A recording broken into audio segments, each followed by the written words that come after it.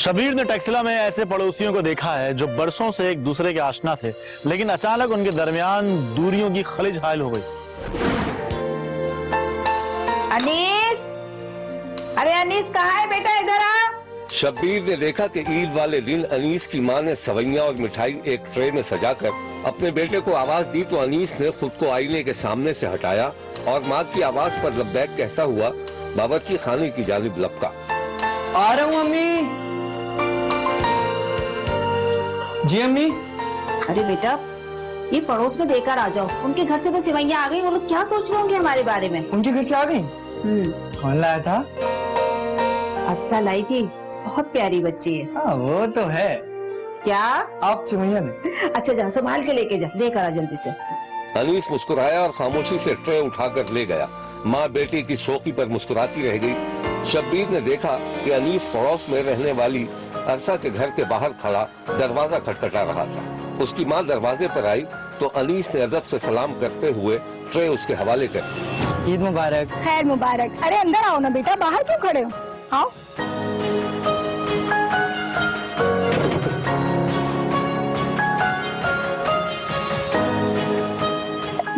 आज तो बहुत जच रहे हो। ये कुर्ता मैंने खुद खरीदा है। अम्मी तो पता नहीं क्या क्या ले आती हैं। आजकल के बच्चों को तो माओ के लाए हुए कपड़े पसंद ही नहीं आते। अरसा, अरसा बेटा आ जाओ, जरा ये बर्तन ले जाओ। अरसा ट्रे लेने अंदर आई तो अनीस उसे देखता रह गया। ईद के कपड़ों में वो खूबसूरत लग रही थी। दोनों की निगाहें मिली, फिर अरसा जल्दी से ट्रे लेकर अंदर चली गई। खूब इकट्ठी की होगी ईदी। कहाँ आंटी, घर पे कोई आया ही नहीं, सिर्फ अम्मी ने ईदी दी थी। अरे बेटा तो क्यों उदास होते हो? लो अपनी खाला से भी ईदी ले लो। ये आदाब। पीते रहो। अरसा क्या वहीं सो गई? अरसा की माँ उठकर जाने लगी तो किचन से किसी बर्तन के टूटने की आवाज आई।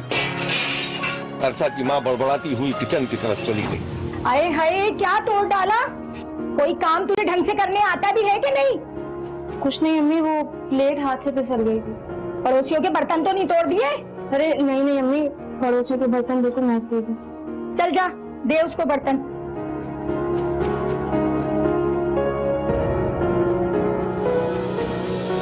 अरसा बर्तन लेकर कमरे में आई तो वहाँ सिर्फ अनीस मौजूद था। अरसा ने बर्तन अनीस के हवाले किए तो अरसा ने इधर उधर देखते हुए इंतहाई फुर्ती से सवाल कर डाला। बहुत अच्छे लग रहा है अनीस। शुक्रिया। मेरी ईदी। अनीस ने जल्दी से जेब में हाथ डालकर एक अंगूठी निकाली और उसके हवाले कर दी। अरसा ने अंगूठी मुट्ठी में छुपा ली। बात सुनो, शाम में अम्मी रिश्तेदारों में जाएंगी, घर पे कोई भी नहीं होगा। अरे वो तुम छोड़ो, अभी जाओ यहाँ से, कोई देख लेगा। अच्छा सही।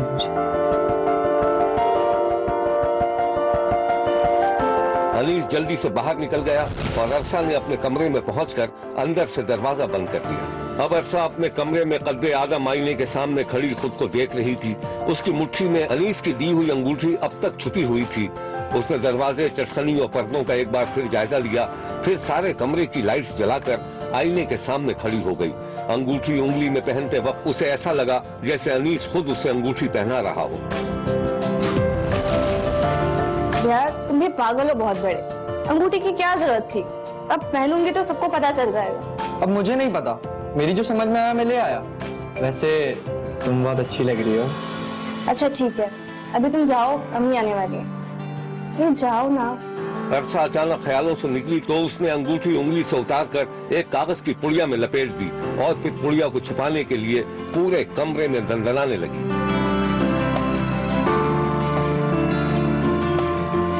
अनीस और इरसा एक दूसरे के न सिर्फ पड़ोसी थे, बल्कि इनके घरों के दरमियान बीच की दीवार भी बहुत ऊंची नहीं थी। इस दीवार के इर्द गिर्द अक्सर दोनों की माएं खड़े होकर गपशप किया करती थी। अनीस और इरसा के दरमियान काफी अरसे से मोहब्बत परवरिश पा रही थी और दोनों की माएं इस बात से बाखबर थीं। अलबत्ता अनीस की मां को इस ताल्लुक पर तशवीश थी और अनीस की मां इरसा की मां से दबे लफ्जों में शिकायत भी कर चुकी थी। एक दिन अनीस अपने कमरे में मोबाइल फोन पर मसरूफ था और उसकी छोटी बहन कंप्यूटर पर गेम खेल रही थी। इस दौरान अनीस को अरसा की आवाज सुनाई दी। वो अनीस की माँ से कुछ मांगने आई थी और ऊंची ऊंची आवाज में बात कर रही थी। अरसा की आवाज सुनकर अनीस की बहन ने कंप्यूटर से नजरें उठाई और मानी खेज अंदाज में अपने भाई की तरफ देखने लगी। क्या हो गया छोटी तुझे, ऐसे क्यों देख रही है? कुछ नहीं। वो मुस्कुराते हुए दोबारा कंप्यूटर पर मसरूफ हो गई और अनीस कुछ बेचैन सा नजर आने लगा। उसे अरसा और उसकी माँ के दरमियान होने वाली बातचीत साफ साफ सुनाई दे रही थी। खैरियत, ये सुबह सुबह कैसे आना हुआ? हाँ जी खाला, सब खैरियत। घर पे लहसुन खत्म हो गए थे तो मैंने सोचा आप यहाँ से ले आऊँ। हाँ हाँ, क्यों नहीं, ले लो। अच्छा ये बताओ, क्या पका रही हो आज? जी सब खैरियत है। वो चिकन रखा हुआ था तो मैंने सोचा पका लूं। अम्मी भी घर पे नहीं है, वो शाम तक आएंगी। फिर लहसुन नहीं मिला तो मैंने कहा खाला चलिए। ले लो किचन में बेटा, जाओ। जी खाला ले। अनीस ने जैसे ही सुना कि अरसा घर में अकेली होगी, वो बहाने से कमरे से निकला और अरसा से मुखातिब हुए बगैर अपनी अम्मा से कुछ पूछने लगा। शुक्रिया, मैं चलती हूँ। अम्मी, वो मेरी येलो वाली शर्ट कहाँ रखी है? मुझे क्या पता बेटा, तुम्हारी चीजें तुमने रखी होगी। जाओ जाकर अलमारी में देखो, जाओ। अच्छा ठीक है। अनीस सर झुकाए हुए इस तरह अरसा के करीब से गुजरा कि किसी को शक न हो और वो ये कहना चाहता हो कि अच्छा ठीक है, मैं मिलने आ जाऊंगा। अनीस के जाने के बाद अरसा भी अनीस की माँ का शुक्रिया अदा करते हुए वहाँ से चली गई। अनीस ने सोच लिया था कि जब वो इरसा से तन्हाई में मुलाकात करेगा तो उससे साफ साफ कह देगा कि अगर घर वाले रजामंद ना हुए तो वो भाग कर शादी कर लेंगे। फिर अनीस के दिल में ख्याल आया कि वो अकेली लड़की के घर जाने का रिस्क नहीं लेगा और एसएमएस पर ही उससे बात करेगा, मगर उसे डर था कि कहीं माँ उसका एसएमएस ना पढ़ ले। फिर अनीस को एक और बहाना सूझ गया। अनीस की माँ कमरे में दाखिल हुई तो अनीस तैयार होकर कहीं जाने की तैयारी कर रहा था। अरे बेटा, ये सुबह सुबह कहाँ तैयार होके जा रहे हो? अम्मा, वो मैं अपने दोस्त के घर जा रहा हूँ, कुछ किताबें लेनी है। अच्छा अच्छा, और वापसी कब तक है? 3-4 घंटे में वापस आ जाऊंगा। इसी दौरान अनीस की छोटी बहन एक कोने में खड़ी शरारत से मुस्कुराकर अपने भाई को देख रही थी। हाँ हाँ अम्मा, भाई जल्दी वापस आ जाएंगे किताबें लेकर। तुम्हें कैसे पता? अम्मी, मुझे सब मालूम है। भाई आजकल बहुत पढ़ाकू हो गए हैं। अम्मी, इसकी कुछ ज्यादा जबान नहीं चल रही है, आप इसे कुछ नहीं कहती हैं। अरे भाई, मैं किसी को कुछ नहीं कहती। तुम दोनों बहन भाई ना कुत्ते बिल्लियों की तरह लड़ते हो। अच्छा खैर, अब जाओ, जल्दी से वापस भी आना है, जाओ।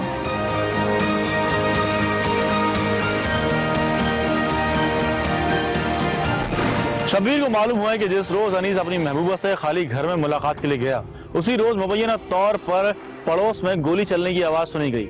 अनीस की खून में लथपथ लाश इरसा के घर में पड़ी हुई थी। अनीस को इरसा ने धोखे से बुलाकर कत्ल कर दिया था और फिर अनीस के कातिल कोई और थे और कत्ल की वजूहात क्या थी ये फौरी तौर पर मालूम नहीं हो सका। अलबत्ता शब्बीर ने इतना जरूर सुना है कि उस रोज इरसा मुबैना तौर पर घबराहट के आलम में घर से बाहर ये कहती हुई निकली कि अनीस ने उसके साथ ज्यादती करने की कोशिश की थी, जिस पर मैंने उसे कत्ल कर दिया। इस वाक़े के बाद एक्सप्रेस न्यूज पर जो रिपोर्ट चली थी वो ये है। वैलेंटाइन डे पर मोहब्बत का इजहार जान ले गया। लड़की ने घर में घुसने वाले नौजवान अनीस को गोली मार दी। लड़की ने पुलिस के सामने कत्ल का इतराफ कर लिया, जबकि केस के तफ्तीशी अफसर कोई और कहानी सुनाते हैं। कत्ल के हवाले से डीएसपी सलीम खटक ने बताया, फरीकैन मुतजाद बयानात दे रहे हैं, मुलजिमों को पकड़ लिया, तफ्तीश के बाद ही हकीकत का पता चलेगा। इस वाक़े के बाद मकतूल के खिलाफ ही मुकदमा दर्ज हो गया था और लड़की को छोड़ दिया गया था। लड़की इलाका छोड़कर चली गई थी और उसकी जमानत भी हो गई थी, लेकिन कुछ अरसे के बाद मकतूल के वालिदैन ने दोबारा इंक्वायरी के लिए दरखास्त दे दी तो कुछ और ही कहानी सामने आ गई। आप भी देखिए।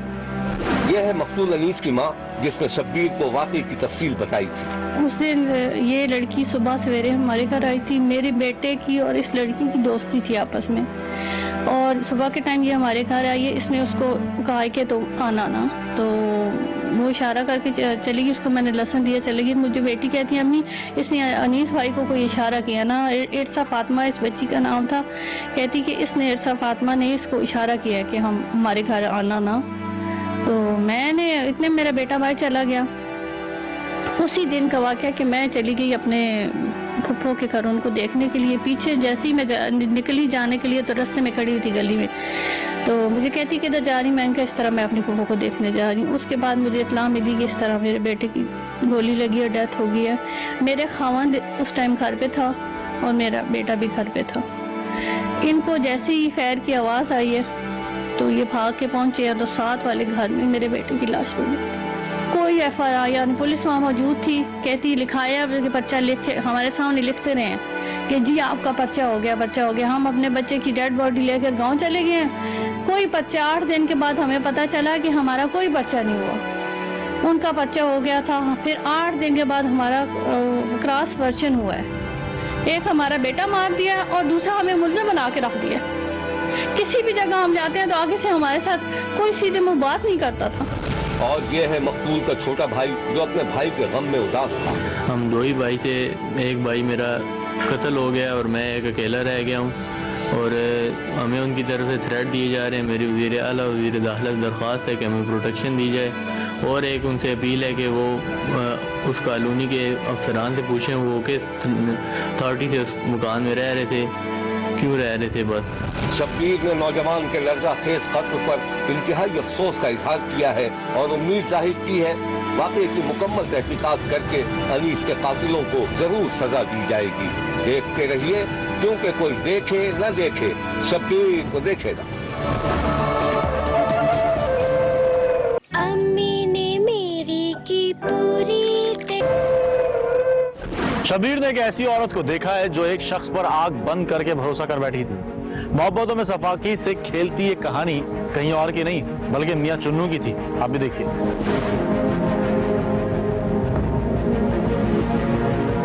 एक दिन शब्बीर ने देखा कि अजरा नामी औरत बाजार से खरीदारी करने के बाद पैदल पैदल घर की तरफ जा रही थी कि सामने से एक साइकिल सवार नमूदार हुआ। अजरा साइकिल सवार से बेखबर थी। वो जैसे ही जरा सा मुड़ी, साइकिल सवार का तवाजुन बिगड़ गया और उसकी साइकिल अजरा से टकराते टकराते बची। अरे देख कर तो चलो, अभी एक्सीडेंट हो जाता फिर क्या करते। ये इलाके का रिहायशी इफ्तिखार था जो बाजार में किसी काम से निकला हुआ था। बड़े नखरे हैं भाई, वाह क्या बात है। ऐसा लग रहा है इसके बाप ने पूरी सड़क ही खरीद कर दे दी है इसको। अजरा ने गुस्से से इफ्तिखार की तरफ देखा और आगे बढ़ गई। इफ्तिखार मुंह ही मुंह में बड़बड़ाया जो अजरा ने सुन लिया और वो झटके से पीछे मुड़कर इफ्तिखार के सामने आकर खड़ी हो गई। क्या बोल रहा है तू? क्या बोल रहा था? तुझे तमीज नहीं लड़कियों से बात करने की? अरे ऐसा भी क्या बोल दिया मैंने, गाली थोड़ी बग्गी तुझको। हाँ अजरा मुंह बनाते हुए आगे बढ़ गई और इफ्तिखार साइकिल को एक तरफ खड़ी करके कुछ देर तक सोचता रहा। फिर अचानक उसकी आंखों में अजरा का गुस्से से भरा हुआ चेहरा उभर आया और इफ्तिखार मुंह ही मुंह में बड़बड़ाता हुआ ख्यालों से निकल आया। इसका गुस्सा तो मैं निकालूंगा, है तो सांवली सलोनी लेकिन है बड़ी कशिश वाली, दिल ले गई है मेरा। अब इफ्तिखार ने कुछ सोचते हुए साइकिल पर सवार होकर अजरा का पीछा करना शुरू कर दिया। अजरा सड़क पर पेश आने वाले वाक़े को भूल भाल कर अपनी चादर ठीक करती हुई आगे बढ़ती चली गई। फिर वो एक गली में मुड़ी और एक घर के अंदर दाखिल हो गई। इफ्तिखार ने दूर से अजरा को घर में जाते देखा और फिर आहिस्ता आहिस्ता उसके घर की जानिब बढ़ने लगा। अजरा के घर के सामने साइकिल रोकी और हालात का जायजा लेने के लिए इधर उधर देखने लगा और फिर उसके जहन में कुछ ऐसे ख्यालात आए कि उसकी आंखें चमकने लगी और वो साइकिल उठाकर लौट गया।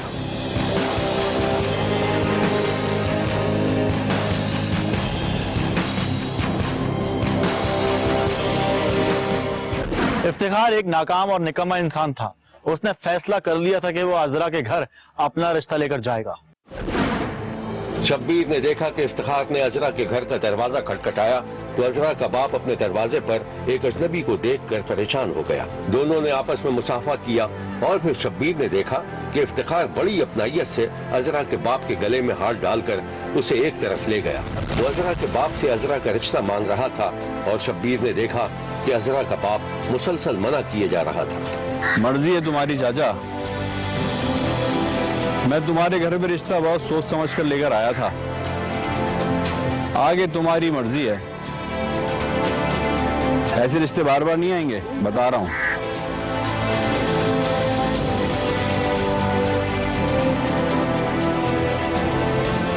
शब्बीर ने इफ्तिखार को साइकिल पर वापस जाते देखा। उधर शब्बीर ने देखा कि अजरा का बाप घर में दाखिल हुआ तो बाप को परेशान देखकर अजरा भी परेशान हो गई। अब्बा क्या हुआ? क्यों परेशान है तू?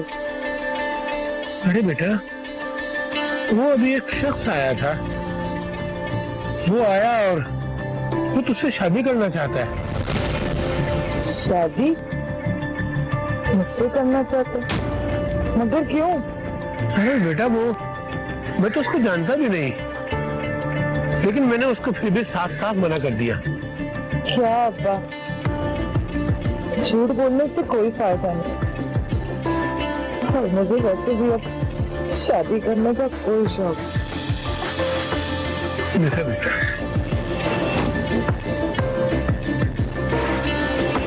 बात करते करते अजरा की आंखों में आंसू आ गए और वो माजी में खो गई जब एक रात उसका शौहर नशे के आलम में घर आया था। अजरा उसके आगे हाथ जोड़कर बेटियों का वास्ता दे रही थी कि वो नशा छोड़ दे, मगर उसके शौहर ने उस पर हाथ उठा लिया था और फिर नशे में धुत होकर बिस्तर पर गिर पड़ा था और अजरा पूरी रात आंसू बहाती रही थी।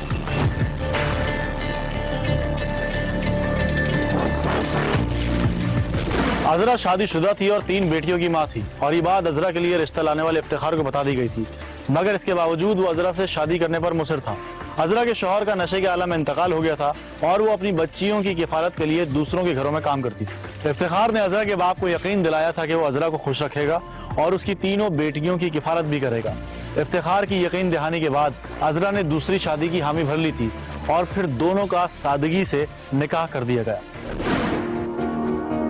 एक दिन शब्बीर ने देखा कि अजरा का दूसरा शौहर अपनी बीवी अजरा के पास बैठा बातें कर रहा था कि अजरा की एक बेटी अपनी माँ के पास आकर बैठ गई। चीज खाई है मेरे बच्चे? चीज बीज खाई? नहीं खाई? मैंने तुम्हारे लिए पैसे रखे थे, ये लो, ये तू ले और ये ले तू चीज खाना। अच्छा तू। इफ्तिखार को अजरा की बेटी का आना बुरा लगा। उस वक्त तो उसने कुछ नहीं कहा, चुपचाप उठकर चला गया। चलो जाओ, जाके चीज लेके आना। अच्छा। अजरा को एहसास हो गया कि उसकी बेटियां उसके शौहर को खल रही थी। अजरा ने बेटी को प्यार किया, उसे टॉफी के पैसे देकर रुखसत किया और अपने शौहर के पास पहुंच गई। इस कहानी की मजीद तफसीलात हम आपको दिखाएंगे, लेकिन एक ब्रेक के बाद। कहीं जाइएगा मत, क्योंकि कोई देखे ना देखे, शब्बीर तो देखेगा।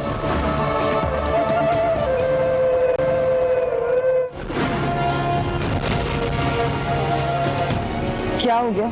अंदर से क्यों उठ के आ गए? अरे सर में दर्द हो रहा है मेरे। तो चलना, मैं दबा देती हूँ सर। मेरे ऐसे नसीब कहाँ जो तू मेरा सर हाथ पांव दबाएगी। अरे तू तो अपने बच्चों का ही पूरा करेगी ना, बस उन्हीं का काम करेगी और क्या। तो क्या फेंक दूं उनको? सारा दिन तो लोगों के घरों के काम करती हूँ, उनको भी संभालती हूँ और तुम्हें भी। जता दिया ना एहसान तूने, दे दिया ना ताना। अरे भाई मत उठा मेरा बोझ, मत कर मेरे काम, सिर्फ अपनी बच्चों के काम कर ले, उन्हें खिला पिला ले तू बस। देख, एक बात बोलता हूँ तुझे, गुस्सा मत करना, ठंडे दिमाग से सोच। तू तो सारा दिन घरों में लोगों के काम करती है, हैं? घर पे कोई होता नहीं है, बच्चियां तेरी अकेली होती हैं। कौन होता है घर में, बताइयो। हाँ, कोई नहीं है। मुझे तो बताया गया था कि मेरी बच्चियों को उनका बाप मिल गया, पर तूने तो कभी उनको अपना समझा ही नहीं। खैर छोड़। कर ले जलील, मुझे जितना करना है तूने, लेकिन एक बात बता दूं, मेरी बात मान ले, बच्चियों को उनके सगे बाप के पास छोड़कर आजा, तू भी सुकून में रहेगी और मैं भी। हाँ जा। हाँ, छोड़ दूंगी और खुद भी चली जाऊंगी, फिर तुझे अपनी शक्ल नहीं दिखाऊंगी। बड़ा आया। अजरा पैर पटकते हुए निकल गई और इफ्तिखार इस तरह मुस्कुराने लगा जैसे वो अपने इरादों में कामयाब हो गया हो। अजरा ने अपनी 3 बेटियों को अपनी शादीशुदा बहन के हवाले कर दिया था और वक्त गुजरने के साथ साथ ये बेटियां बड़ी हो गईं। अजरा की बहन ने 2 बेटियों की शादी कर दी, जबकि तीसरी बेटी को उसने मदरसे में दाखिल करवा दिया था। एक दिन अजरा काम से लौटी तो उसके शौहर का मूड अच्छा था, वो अपनी बीवी की खुशामद के मूड में था। अरे ला मुझे दे, पता नहीं कहां से उठा के लेकर आ रही होगी सामान ये। अरे ला दे दे। अजरा ने थैला शौहर के हवाले करने के बजाय वहीं जमीन पर एक तरफ रख दिया और फिर खुद भी जमीन पर बैठकर गहरे गहरे सांस लेने लगी। अरे थकी हुई लग रही है तू, पानी पिलाऊं क्या तुझे, हैं?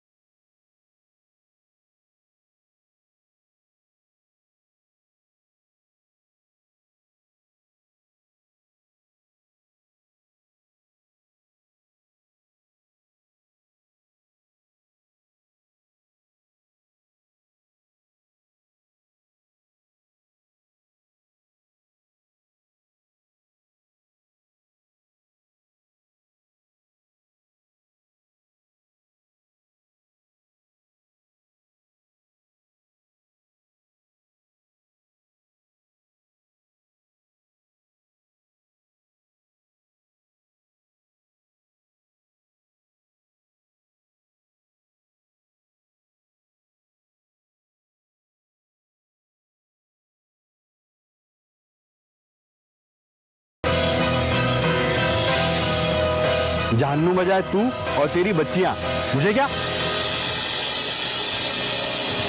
तेरी बगैरती के आगे जन्म भी कुछ नहीं है।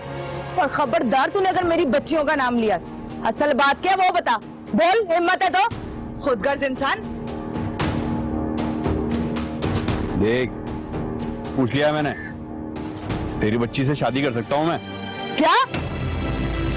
वो तू आदमी नहीं शैतान है, तुझे शर्म नहीं आती? पैसा छोड़ मेरा। अरे कहाँ जा रही है?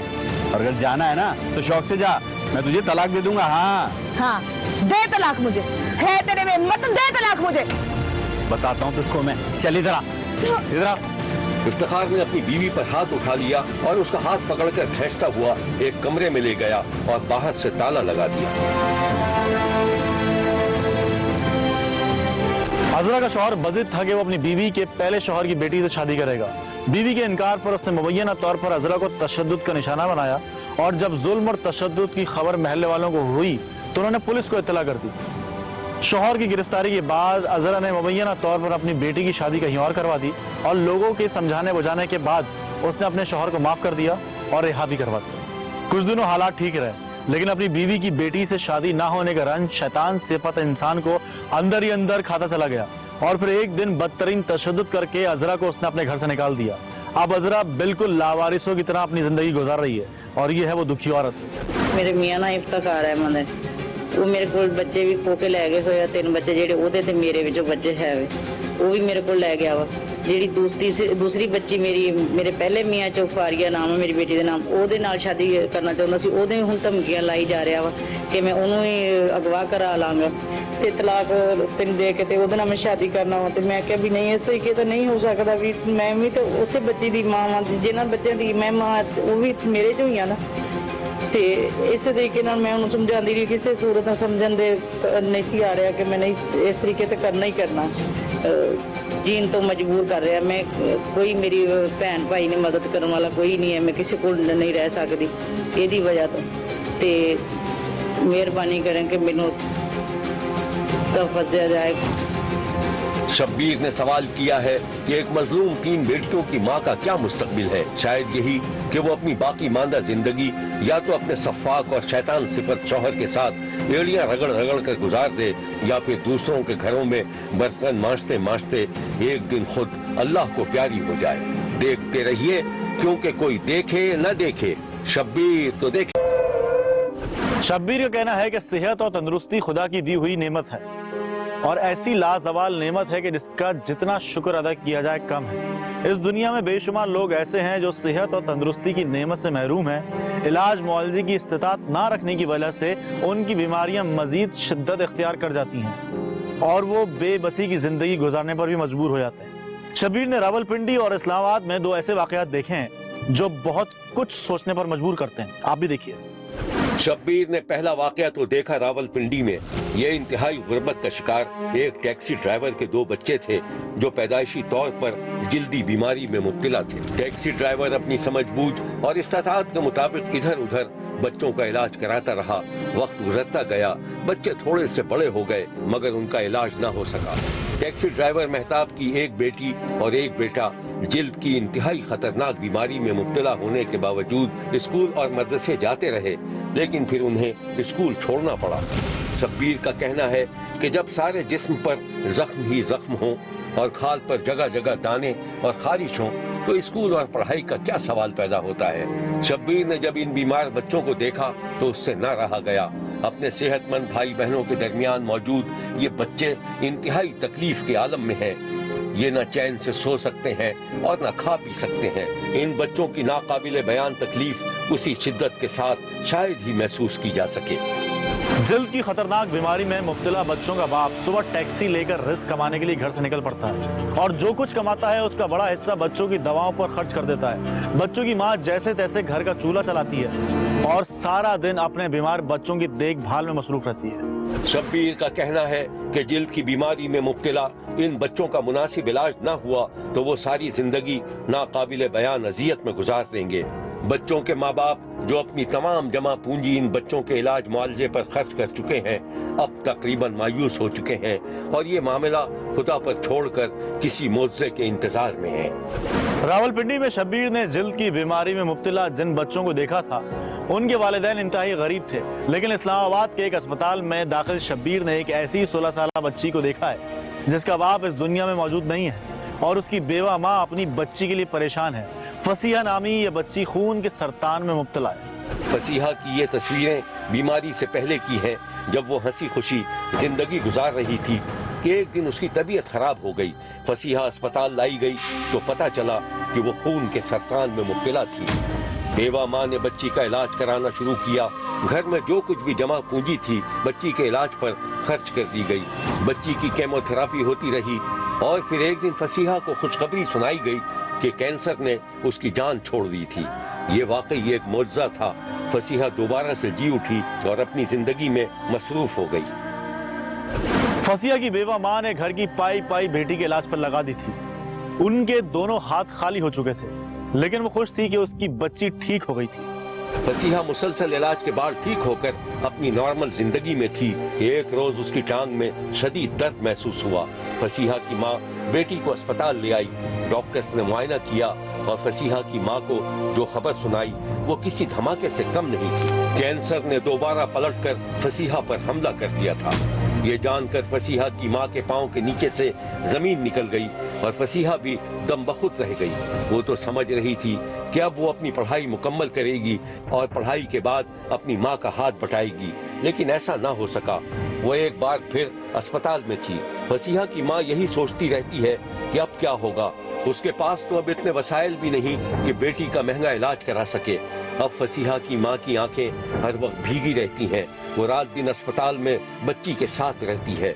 फसीहा का दोबारा मुआयना हुआ और डॉक्टर ने खुशखबरी सुनाई कि फसीहा का इलाज मुमकिन है, लेकिन है बहुत महंगा।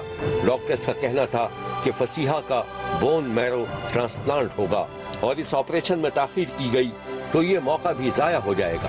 शब्बीर ने जब कैंसर में मुब्तला फसीहा और उसकी माँ को देखा तो उसे अंदाजा हो गया कि दोनों माँ बेटियां परेशान जरूर थीं, लेकिन ना उम्मीद नहीं थीं। अलबत्ता बेटी के मैरो ट्रांसप्लांट के लिए रकम कहां से आएगी, इसके बारे में फसीहा की मां शदीद परेशान थी। मैं जिस पेन से गुजर रही हूँ वो तो पेनफुल है, लेकिन मेरी अम्मी जो मेरे लिए कोशिशें कर रही हैं और स्ट्रगल कर रही हैं, उसे देखकर ही मुझे तकलीफ होती है। और माशाल्लाह रोज़े तो पूरे रखती थी, 3-4 साल से कुरान पूरा ख़त्म करती थी। काफ़ी रिलीजियस है। फसीहा के बारे में एक्सप्रेस न्यूज से जो खबर नशर हुई थी वो कुछ इस तरह थी। 8वीं क्लास की तालिबा फसीहा बड़ी होकर इंफॉर्मेशन टेक्नोलॉजी में इनकलाब बर्पा करना चाहती है, लेकिन इस बीमारी ने पाँव में बेड़ियां डाल रखी हैं। फसीहा के वालिद 10 साल कबल इंतकाल कर गए थे। वालिदा नूर बीबी ने अकेले ही अपने दोनों बच्चों की परवरिश की। 1 साल से फसीहा के इलाज पर लाखों रुपए का इंतजाम नूर बीबी अकेले कर रही थी, लेकिन अब इनकी तमाम जमा पूंजी खत्म हो चुकी है। अब उन्होंने मुखय्यर हजरात से बेटी का इलाज कराने की अपील की है। फसीहा बैरून मुल्क इलाज कराना चाहती है। इसे बोन मैरो ट्रांसप्लांट के लिए किसी डोनर की भी जरूरत है, जिसका बोन मैरो यानी रीढ़ की हड्डी का गूदा निकालकर इससे मैच करना है। इसके लिए मौजूद शख्स बहन भाई होता है। मसला ये भी है कि उसका भाई भी अभी कम उम्र है। शब्बीर ने हुकूमत और दर्दमंद हजरात से अपील की है कि रावलपिंडी में गरीब ड्राइवर के बच्चों और कैंसर में मुब्तला फसीहा का इलाज कराया जाए। रावलपिंडी और इस्लामाबाद के बरक्स शब्बीर ने कोयटा में एक ऐसे बाहिम्मत नौजवान को देखा है जो पाँव से महरूम है, लेकिन हिम्मत हारने के लिए तैयार नहीं। ये है नवीद आलम। 24 साल नवीद आलम दोनों पाँव से महरूम है, लेकिन बिला नागा जिम आता है और तनसाजी करता है। तनसाजी के मैदान में नवीद आलम ने कई तमगे भी हासिल किए। यही नहीं बल्कि नवीद के कई शागिर्द भी हैं जो उससे तनसाजी सीखते हैं। आपको ये जानकर हैरत होगी कि मुसम्मम इरादे और बेइंतहा मेहनत के नतीजे में नवीद आलम मिस्टर बलोचिस्तान का टाइटल भी जीत चुका है। नवीद आलम के मामूलात की एक झलक आप भी देख लीजिए कि किस तरह वो जिम तक पहुंचता है और किस तरह तनसाजी में मसरूफ हो जाता है।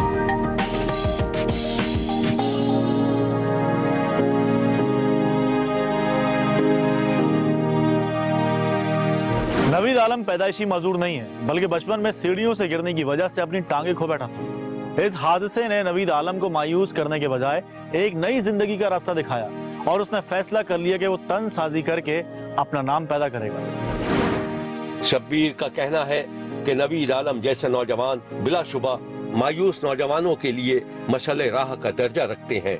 नवीद आलम ने अपने हौसले और हिम्मत से साबित किया है कि बंद गली से भी रास्ता निकल सकता है। इंसान को कभी हिम्मत नहीं हारनी चाहिए। यह है नवीद आलम और उसका भाई। माजूरी को मैंने कोई वो नहीं दिया कि मैं माजूर एक्सरसाइज नहीं कर सकता, और शौक था एक्सरसाइज की मैंने, लोगों को दिखाने के लिए जो नहीं करते, अपनी मतलब जवानियाँ ख़राब कर रहे हैं। बॉडी बिल्डिंग बहुत ज़बरदस्त चीज़ है, इंसान को बहुत विल पावर, स्टेमिना, बहुत चीज़ें देती है। आपकी जवानी बहुत सेट रहती है, आप बहुत अच्छे लगते हो, खूबसूरत लगते हो। डॉक्टर ने इसे पैरालाइज करार दे दिया था कि अब ये कुछ भी नहीं रह सकता और जिंदा भी नहीं रह सकता, मतलब इस तरह के इसके सिस्टम्स हो चुके थे। फिर एक डॉक्टर ने कहा था कि अगर आप इसको एक्सरसाइज करवाएं, हम इसे क्लब लेकर आए तो इसे शौक पैदा हुआ। 7.5 साल से एक्सरसाइज कर रहा मुसलसल, उसके माशाल्लाह शागिर्द भी हैं, डाइट भी अच्छी है, हमने कभी भी इसे कोई रोक टोक नहीं की। शब्बीर का कहना है कि नवीद आलम और उस जैसे बेशतर बाहिम्मत नौजवानों और बच्चों को हुकूमती सरपरस्ती की जरूरत है ताकि वो अपनी महरूमियों को भूलकर जिंदगी की दौड़ में हिस्सा ले सकें। देखते रहिए, क्योंकि कोई देखे न देखे, शब्बीर तो देखेगा। शब्बीर का कहना है कि वो देख रहा है और मुसलसल देखता रहेगा। मुल्क भर से मजीद कहानियों और इनके तफसीलात के साथ फिर मुलाकात होगी। देखना ना भूलिएगा, क्योंकि कोई देखे ना देखे, शब्बीर तो देखेगा। अगर आप अपने इर्द गिर्द होने वाले किसी गैर मामूली वाक़े से शब्बीर को आगाह करना चाहते हैं तो SMS करें SAB लिखकर स्पेस दें और अपना मैसेज अपने शहर और नाम के साथ 247 पर भेज दें। फैक्स करने के लिए हमारा नंबर है 021-3580-3820। खत लिखने के लिए हमारा पता है 5 express way of Korangi road, Karachi. Express news, Shabbir तो देखेगा।